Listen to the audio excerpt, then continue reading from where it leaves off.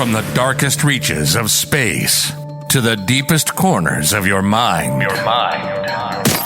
Welcome to From the Void.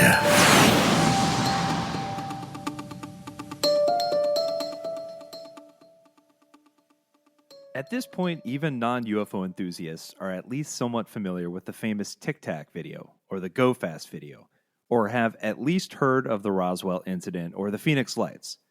But how many of you are familiar with the Battle of Los Angeles? The so-called Battle of LA was witnessed by thousands and is still shrouded in mystery to this day. Let's get into the details and we'll talk through the various theories. The Battle of Los Angeles took place just a month after the bombing of Pearl Harbor and the entrance of the United States into World War II. The attack on Pearl Harbor took place on December 9, 1941, and both the general public and the U.S. military were convinced that it was only a matter of time before the mainland was attacked. It wouldn't be long before that fear was confirmed, albeit on a smaller scale than most expected.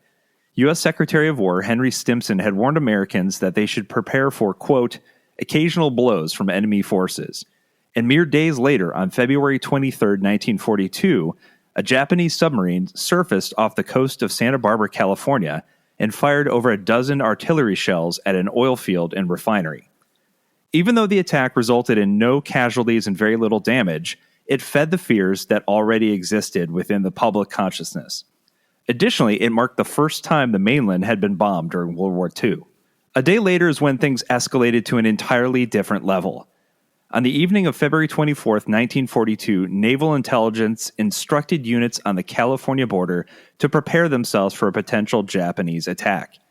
And in the early morning hours of February 25th, military radar actually picked up what appeared to be an enemy contact about 120 miles west of Los Angeles.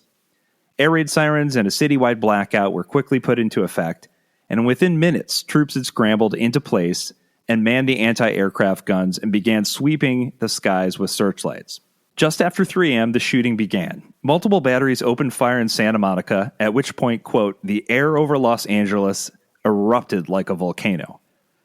Once the firing began, it became nearly impossible to obtain reliable reports. Reports coming in from both military and civilian witnesses described anywhere from a single aircraft to as many as 50. When it was all said and done, the U.S. military fired over 1,400 rounds of anti-aircraft ammunition into the sky. In the end, there were no aircraft recovered and no bombs dropped. The extent of the damage done was a result of falling debris from the anti-aircraft ammunition and car crashes due to the blackout and general panic. The entire incident lasted a little over an hour. But in the days following, confusion continued to reign as newspapers reported on what had occurred, and even the military itself couldn't seem to agree. Frank Knox, Secretary of the Navy, chalked it up to a false alarm brought on by, quote, jittery nerves, whereas Secretary of War Henry Stimson sided with Army brass in saying that at least 15 planes had buzzed the city. According to a letter written by coastal artilleryman named Charles Patrick, quote, I could barely see the planes, but they were up there all right. I could see 6 planes and shells were bursting all around them. Naturally, all of us fellows were anxious to get our 2 cents worth in, and when the command came, everybody cheered like a son of a gun. After the end of World War II, Japan said that they had no planes in the area at the time of the raid. In order to even launch planes, the Japanese Navy would have had to have gotten fairly close to the coastline, which would have been spotted, so a Japanese raid seems unlikely. Another theory put forth by the military in 1983 is that it was a false alarm kicked off by a weather balloon, which I know we all love when the military blames it on balloons, but it's definitely a possibility. The third theory is perhaps the least likely but the most entertaining of them all. The fact remains that something was spotted on radar before all the shooting began. But what was it? Could it have been a UFO? It's not as far-fetched as you'd think. There are actually numerous reports from World War II pilots encountering strange objects in the sky. In fact, one of my favorite bands got their name from the nickname pilots gave these objects, Foo Fighters. The name Foo Fighter came from a popular firefighter cartoon called Smokey Stover. Many of the reports came from the end of the war from the 415th Night Fighter Squadron, who were engaged in dogfights over the German-occupied Rhine Valley. Pilots began to report strange lights following their aircraft. They described seeing bright orange lights flying through the air at high speed. More and more pilots reported seeing similar objects of red or orange or green. either appearing one at a time or as many as 10 in formation. The even more confounding fact is that these objects often outmaneuvered the planes the pilots were flying and never showed up on radar.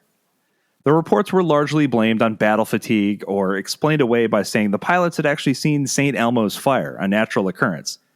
But these pilots were the best of the best who rejected all of these theories. They'd seen St. Elmo's fire before and knew it didn't move in the way they'd seen these objects move. In the end, the CIA took the reports seriously enough to form a panel of 6 top scientists in the area of experimental aviation technology to determine if the lights constituted a national security threat. So in light of everything we now know as of 2024, is it as much of a reach as it once was? The U.S. Navy has now publicly acknowledged that UFOs exist, but have stopped short of speculating on where they might be from or who may be piloting them.